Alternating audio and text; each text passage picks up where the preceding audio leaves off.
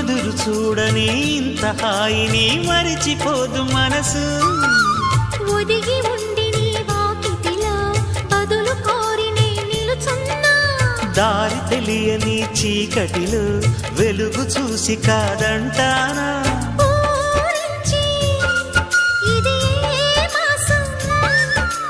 ప్రేమించే ప్రతి గుండెను అందెల సందడి చేసే హేమంతం ఇది. మన సొంతం అయినది. కిలకిల నవ్వే కోయిల కోసం వచ్చింది మధుమాసం. మిలమి